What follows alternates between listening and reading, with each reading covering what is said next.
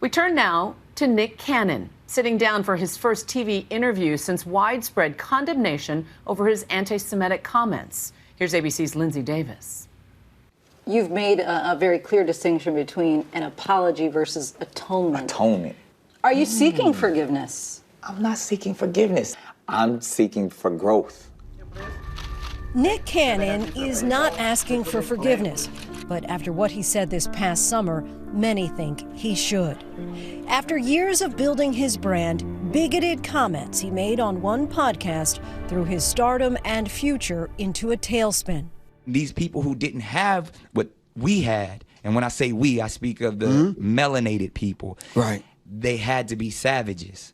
They had to be barbaric. The Cannon's Class episode featured Richard Griffin, a.k.a. Professor Griff, who had been kicked out of Public Enemy back in 1989 for anti-Semitic comments. He and Nick retread anti-Semitic conspiracy theories and questioned the birthright of the Jewish people. The Semitic people are black people. Right. You can't be anti-Semitic when we are the Semitic people, when we are the same people that who they want to be. That's our birthright. That's our birthright. The reaction was swift and widespread. Rabbi Abraham Cooper condemned the commentary, saying anyone seeking a PhD in Jew hatred should watch this interview. Explanations and subsequent apologies fell short. Nick lost his deal with Viacom-CBS and stepped away from a daily radio show. An upcoming talk show was put on ice. There are reports that you were pressured to apologize in order to keep your job. Any truth to that? I can answer this wholeheartedly. Who pressured me?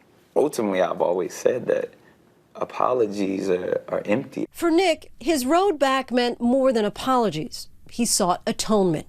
In Hebrew, they call it, teshuvah, the process of not only, repenting, but through that, if you're ever met with a similar situation, that you make a different decision. That goes beyond apologizing. And I'm on this journey of atonement because it's the right thing to do. His journey began with the rabbis, welcoming them onto his podcast to learn from them. The first one to come on, the very rabbi who denounced him, Rabbi Cooper. I didn't know you, but the world knows you. Right. When I watched the piece, and there was somebody there who was saying, "I'm not even a real Jew." Right. That goes right to the heart. I hurt people. I'm gonna lean into it. I want to understand why I hurt you. Why? What did I say? What are these tropes? Educate me. Nick's quest for education isn't new. Last year, he finished undergrad at Howard University, and he's now pursuing a master's degree in divinity. Divinity and theology has been something that's been a part of my life. But I always tell people I sin way too much to be a preacher. So One of those things that people paid attention to was you saying to Professor Griff that black people can't be anti-Semitic because they are the Semitic people and black people are the true Hebrews. the purpose first was to say we are all the same people. That's ultimately what I was saying. I was like, how can you hate when you believe that you come from the same people that are saying you're being hateful? Is that your belief that it is the birthright of black people? One thing that can't be debated is that we all originate from Africa. During the podcast, you actually went beyond the Jewish community and talked about non-melanated people. Right. Do you believe that non-melanated people are evil, savage, barbaric? Absolutely not. Nick is the latest in a line of recent black celebrities accused of making anti-Semitic comments. To him, they're not rooted in prejudice. It's definitely ignorance. I don't believe it's hatred. I believe it's frustration. The black and Jewish communities, it's a complicated history. You have really great and powerful examples of allyship between the two communities who have often faced similar forms of oppression. Unfortunately, it's the differences and the tension that have often been more of the highlight. Jamel Hill is a journalist who ended up facing some backlash of her own after a piece she wrote in 2008. One of the things that I said in the column was, rooting for the Celtics is like rooting for Hitler or something along those lines, and immediately drew a complete firestorm. Jamel was mortified and apologized. We have to realize that stereotypes play into a larger issue of global racism, and so that's where it's dangerous.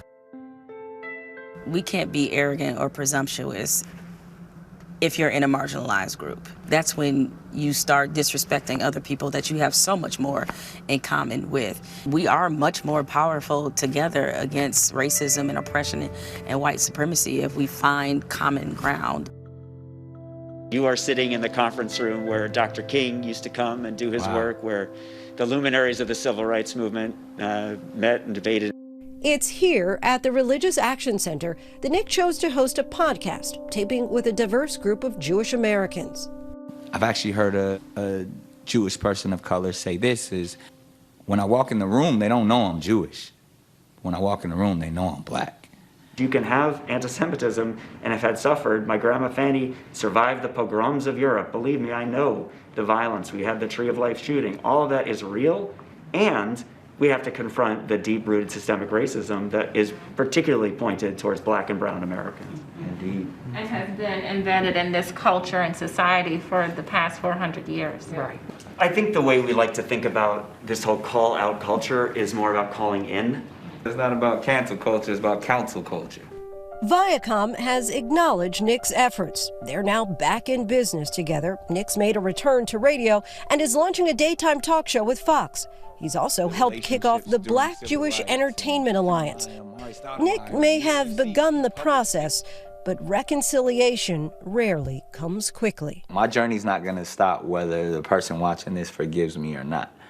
I'm still gonna, hopefully, through this process, be on the right side of history and bring people closer together. Our thanks to Lindsay. Hi, everyone. George Stephanopoulos here. Thanks for checking out the ABC News YouTube channel. If you'd like to get more videos, show highlights, and watch live event coverage, click on the right over here to subscribe to our channel. And don't forget to download the ABC News app for breaking news alerts. Thanks for watching.